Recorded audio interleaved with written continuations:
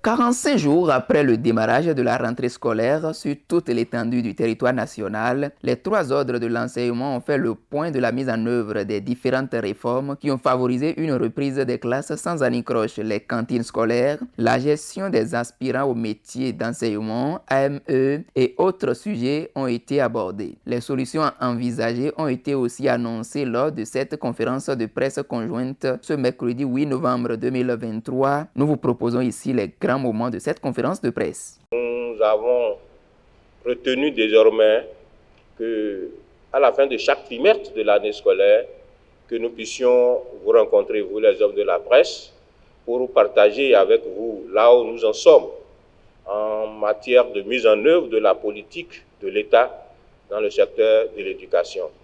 Quelles ont été, n'est-ce pas, les difficultés rencontrées durant le parcours, quelles ont été également les solutions que nous avons réussi à apporter et évidemment quelles pourraient être les perspectives. Et ceci dans le souci de nous mettre au même niveau d'information, afin que lorsque l'on veut opiner, que l'on sache dans quel sens on peut y aller et dans quel sens on peut un peu se retenir. Et cela ne vous empêcherait pas désormais non plus de vous rapprocher des ministères concernés, et nos collaborateurs seront toujours à votre disposition, nous-mêmes, pour vous apporter les informations nécessaires. Ceci étant, il est question de partager avec vous le point, n'est-ce pas, de la rentrée scolaire 2023-2024, une rentrée qui a démarré depuis le 18 septembre dernier. Alors, en termes de points, nous allons pouvoir vous parler de ce qui a été effectif. Donc, tout le monde se rend compte que la rentrée a été effective depuis le 18 septembre 2023. Et pour la réussir, nous avions, à partir du calendrier scolaire, mené toutes les activités qui ont été prévues, n'est-ce pas, dans la période de pré-rentrée. Donc, on s'est assuré, n'est-ce pas, au niveau des trois ordres, n'est-ce pas, des dispositions qui ont été prises au niveau des différentes écoles, des différents établissements, pour s'assurer que dès le premier jour, les cours vont démarrer effectivement. Alors, nous avons fait le reconstat que cela a été le cas. Donc, les cours ont réellement démarré depuis le 18 septembre 2023, avec les apprenants à tous les niveaux, que ce soit la maternelle, au primaire, au secondaire, général, technique et au supérieur aussi. Tout ce qui est prévu en la matière avait été réalisé. Et je puis vous dire que les cours se poursuivent normalement, sans anicroche jusqu'à présent. Les salles de classe ont été mises à disposition, le personnel enseignant a été mis à disposition. Pour ce qui concerne le primaire, les cantines scolaires ont démarré depuis le 18 septembre et fonctionnent à merveille jusqu'aujourd'hui, je dirais sans accroc, sans anicroche. Donc on peut vous dire qu'à l'heure actuelle, tout fonctionne normalement au niveau du sous-secteur des enseignements maternels primaires. On pourra peut-être nous reprocher d'être trop optimistes et de dire, bon, tout va bien dans le meilleur des mondes, mais ce n'est pas le cas. Donc nous sommes conscients que le secteur de l'éducation étant un secteur dynamique, n'est-ce pas, et même complexe, donc on fait ce que l'on doit faire. L'État essaie de faire ce qu'il doit faire, même s'il y a encore quelques difficultés par endroit. Donc au nombre de difficultés que nous pouvons partager avec vous, premièrement, c'est qu'il y a cette récurrence chaque année, en période de septembre-là, des inondations dues à la crue, également dues à la saison des pluies. Là également, l'année scolaire en cours n'a pas échappé à cette règle-là. Il y a des écoles de certaines zones, notamment dans la Liborie et dans la vallée, également ici dans l'Ouémé, qui n'ont pas pu démarrer, où les enfants n'ont pas pu intégrer ces écoles-là pour raison d'inaccessibilité, par inondation et autres. Alors, qu'est-ce qu'on a pu faire pour, disons, colmater les brèches? Alors, on avait déjà mis en place, puisque c'est un problème récurrent, un programme spécial pour toutes ces écoles et des emplois du temps spéciaux pour toutes ces écoles. Ces programmes et emplois du temps ont été mis en place, n'est-ce pas, jusqu'au moment où l'eau pourra se retirer et les enfants pourront avoir accès à leur école, y compris même les enseignants. Alors, pendant ce temps, qu'est-ce qu'ils font? Où est-ce qu'ils sont? Donc, on les déploie et on les a déployés dans d'autres écoles pour qu'ils ne soient pas dans l'oisiveté. Donc, ils ont été déployés dans d'autres écoles en attendant que l'eau se retire. Et par endroit, le problème est en train d'être résolu. Il y a encore quelques écoles dans la vallée, également dans la Liborie, dans les régions de Malanville, et autres là, qui n'ont pas pu répondre encore, qui n'ont pas pu reprendre du moins jusqu'à présent. Mais on les suit et d'après les derniers rapports des directeurs départementaux, alors ces écoles-là vont reprendre avant la fin du mois de novembre, parce que l'eau se retire davantage, n'est-ce pas, au jour le jour. La question maintenant d'insécurité, n'est-ce pas, dans cette région de notre pays que vous connaissez bien, là, comment nous avons pu l'aborder? On a fini l'année scolaire 2022-2023 avec 12 écoles fermées au niveau de 2 départements, la Takora et la Liborie. 12 écoles primaires publiques fermées pour cause d'insécurité. Alors, à cette rentrée-ci, 3 ont pu rouvrir leurs portes normalement. Donc, il ne reste qu'environ 9. Alors, lorsqu'on fait une moyenne de 200 ou 250 apprenants par école, alors vous rassurez que nous sommes autour d'environ 1000 ou 2000 apprenants, 1800 ou 2000 apprenants, mais le chiffre réel que les directeurs départementaux nous ont mis à disposition, ça porte sur environ 1403 apprenants, n'est-ce pas, qu'on n'a pas pu récupérer jusqu'à présent du fait du problème de l'insécurité. Mais à propos de solutions, avec les populations, le travail se poursuit sur le terrain pour que, dans la collaboration, ces écoles-là puissent rouvrir leurs portes, notamment les 9 autres. Donc ça, c'est la situation actuelle. Ça. Donc, à travers les concertations entre population et forces de défense et forces de sécurité, le travail se poursuit sur le terrain afin que ces enfants-là puissent retrouver leurs écoles. J'avais déjà dit tantôt que dans toutes les autres écoles, n'est-ce pas, ça se poursuit normalement et les apprenants, n'est-ce pas, prennent leur repas chaud chaque jour de classe. Je dois pouvoir vous dire également pour vos informations que pour le compte de l'année scolaire 2022-2023 écoulée, on avait comptabilisé 165 jours de classe ouvrables, pendant lesquels les enfants devraient être nourris à l'école. Et sur les 165, il y a effectivement mise à disposition de repas pendant 155 jours.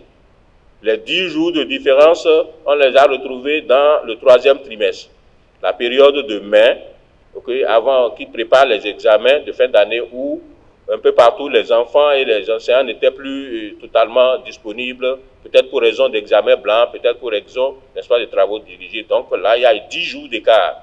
Mais les vivres sont restés au niveau des écoles. Ce qui fait que dans la dotation du premier trimestre pour le compte de l'année 2023-2024, le partenaire PAM a tenu compte de l'existant après vérification de l'état de ce qui existait pour mettre à disposition de nouveaux vivres. Donc actuellement, nous avons dans toutes nos écoles une dotation en vivres qui couvre tout le premier trimestre de l'année scolaire. Il y a déjà même une anticipation sur le 2e trimestre de l'année scolaire. Donc voilà un peu ce que l'on peut vous. Maintenant, par rapport au personnel enseignant, vous devez également avoir ce point-là. Il faut distinguer aujourd'hui dans le personnel enseignant au niveau de tous les autres d'enseignement et beaucoup plus au niveau de la maternelle, du primaire, du secondaire général. Nous avons 3 catégories aujourd'hui d'enseignants qui exercent dans nos écoles.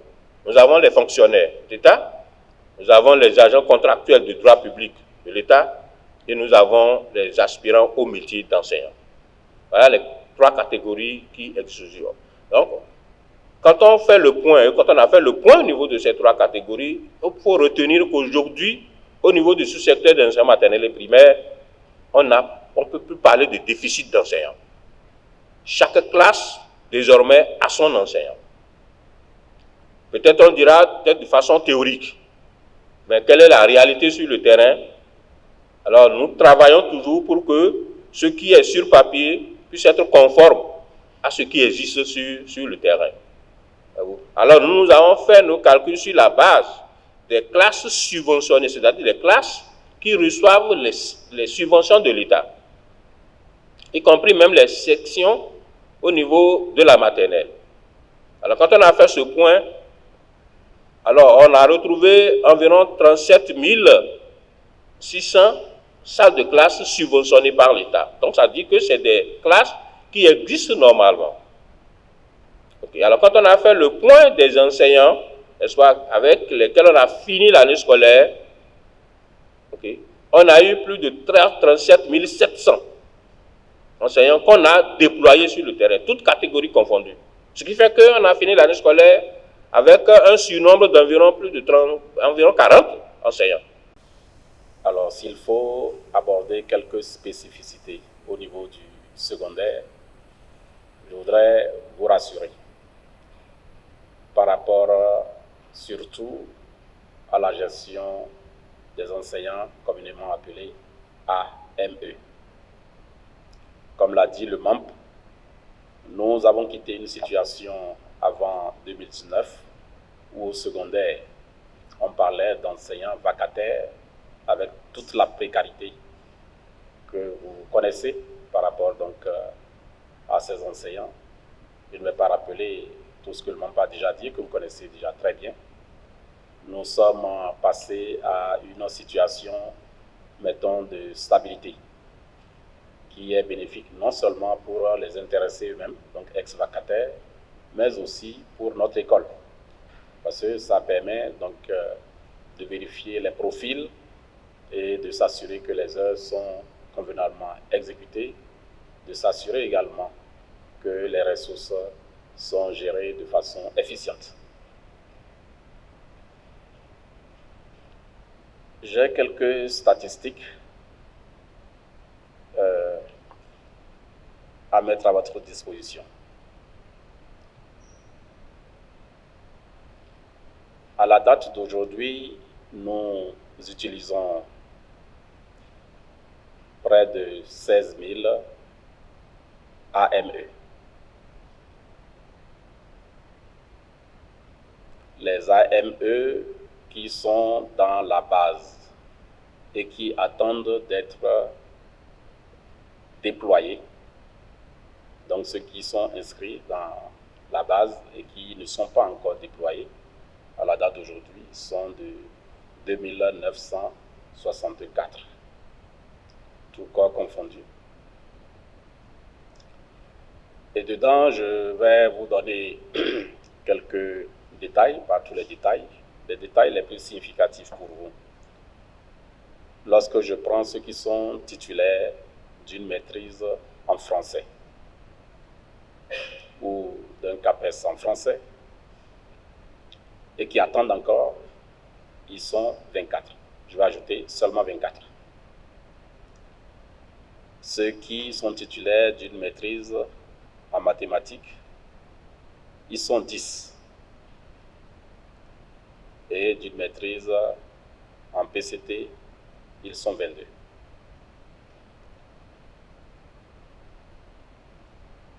Alors, je donne cette précision pour que vous voyez à peu près ce qui se passe lorsque nous disons qu'il faut faire recours aux professeurs à la retraite dans certaines matières, les matières que je viens de citer. Français, mathématiques, PCT. Nous le disons, ce n'est pas parce que nous ignorons ceux qui sont dans la base. Comme vous le savez très bien, on nous dit souvent il n'y a pas de professeurs qualifiés dans les collèges et le doigt est souvent mis au niveau des établissements à second cycle. Pour précision, pour enseigner au second cycle, il faut donc avoir un certain niveau, soit la maîtrise ou surtout le CAPES. Alors, si nous voulons régler ce problème, il faut non seulement utiliser la base, mais si la base est épuisée, il faut chercher ailleurs, surtout quand nous voulons donc du personnel qualifié. Et je fais une parenthèse pour dire qu'en vérité, ce n'est même pas une mesure nouvelle parce que parmi les AME qui exercent, nous avons des retraités qui ont pris part au test. Il y en a. Donc je voudrais que ce point-là soit suffisamment clair pour chacun de nous et dit que c'est des mesures conjoncturelles que nous prenons. Mais à côté de ces mesures, il y a des mesures structurelles plus efficaces qui permettent de régler définitivement la question de la pénurie en qualité des enseignants dans nos établissements. L'une d'elles, c'est la création en cours des lycées scientifiques et des écoles normales supérieures scientifiques. Le dossier est très bien avancé, les financements sont bouclés, donc bientôt nous aurons des lycées scientifiques qui prendront en charge nos jeunes apprenants qui seront formés en sciences et après le baccalauréat, ils seront récupérés par les écoles normales supérieures scientifiques pour faire de vrais professeurs de sciences. Cette mesure-là permettra de régler à moyen et à long terme définitivement la question donc, de la pénurie des enseignants en sciences. Mais pour l'instant, nous utilisons ce que nous avons sous la main. L'autre centre d'intérêt que je voudrais aborder avec vous, c'est par rapport donc, au quota horaire des enseignants AME.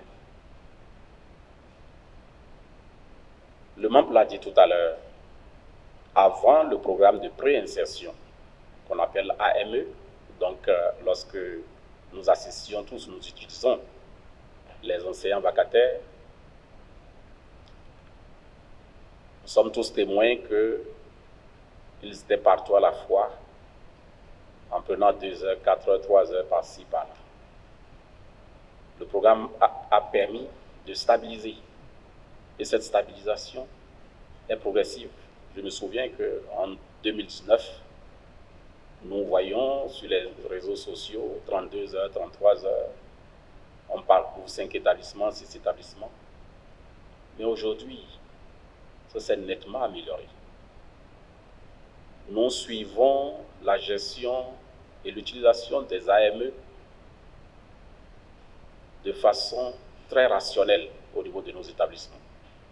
Grâce à la dématérialisation, donc grâce à l'outil EducMaster, nous suivons de très près. La moyenne aujourd'hui du quota horaire attribué aux AME est de 24 heures. La moyenne. Et ce que je dis, ça dérive donc des renseignements que les chefs d'établissement eux-mêmes ont fournis sur la plateforme EducMaster. Et nous avons également donné des instructions pour que dans les départements où les écoles sont distantes l'une de l'autre, les départements du Nord notamment, qu'on évite donc de faire en sorte qu'un AME aille à plus de 2 établissements, plus de 3 établissements, pour ouvrir donc le minimum de quota horaire. Nous avons fait en sorte que les ressources de l'État soient judicieusement utilisées, en nous assurant que les enseignants ACDPE et FE qui sont payés pour enseigner ont leur quota horaire normal avant qu'on en attribue aux AME. La pratique d'antan qui consistait aux responsables administratifs de prendre tous azimuts des heures supplémentaires, nous avons mis fin à cela en disant que priorité doit être donnée aux enseignants FE, ACDPE et surtout AME. Et les heures résiduelles, on verra comment les régler. Donc la gestion que nous faisons des AME, c'est une gestion qui est vraiment basée sur du rationnel. Parce que si nous ne savons pas faire, nous allons disperser les ressources et si les enseignants ne sont pas judicieusement utilisés dans les collèges, ça va créer d'autres problèmes.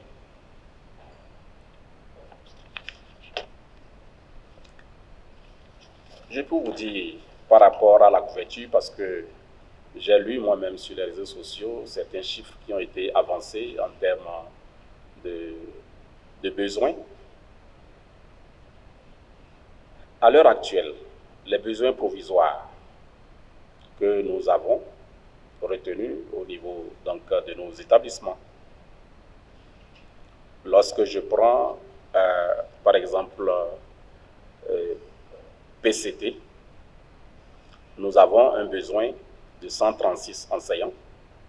Lorsque je prends philosophie, de 19 enseignants, mathématiques, de 182 enseignants. Bref, je vous parlerai de la couverture globale en enseignants à l'heure actuelle qui est de 91,52%. Ça ne veut pas dire que nous allons nous arrêter là. En fait, lorsque vous nous suivez depuis donc, quelques années, vous allez constater que le déploiement des AME se fait en phase. Il y a une première phase où ceux qui ont servi l'année précédente confirment leur disponibilité et sont redéployés.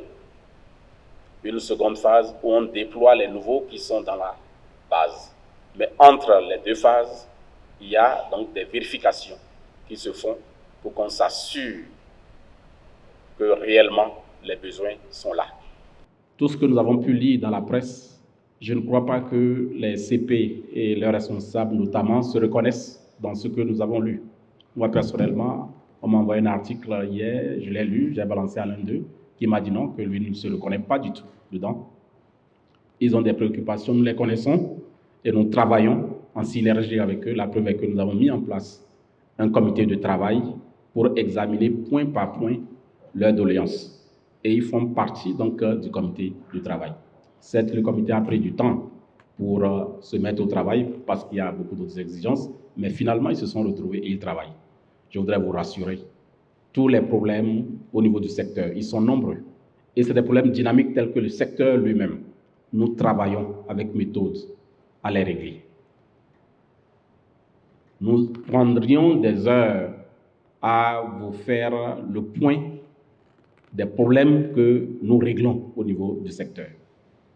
C'est ce qui est encore en suspens que vous voyez, que vous entendez, mais sinon ce qui est réglé, ce n'est pas petit, y compris déjà leur formation, qui était une question capitale. La question de la disponibilité de certains enseignants au secondaire, notamment EPS. Oui, vous avez trouvé juste. Lorsqu'on parle de pénurie d'enseignants au secondaire, on ne voit que mathématiques, PCT et quelquefois français, mais là où il y a le plus de pénurie, c'est en EPS. Et curieusement, n'est-ce pas, c'est en EPS. Alors, dans la base actuellement, nous n'avons plus d'enseignants d'EPS disponibles dans la base de données. Tous ceux qui étaient là ont été déployés et utilisés. Il y a 2 ans, nous avons lancé un test de recrutement. Nous voulions un certain nombre, nous n'avons pas eu le nombre. Et vous comprenez que nous nous apprêtons à lancer encore un test espérant que l'INEPS, ex-INGEPS, qui produit donc ces professeurs, a pu libérer donc certaines cohortes. D'ici l'année dernière, nous allons formuler la demande de recrutement donc d'enseignants, notamment dans ces matières EPS, mathématiques et consorts.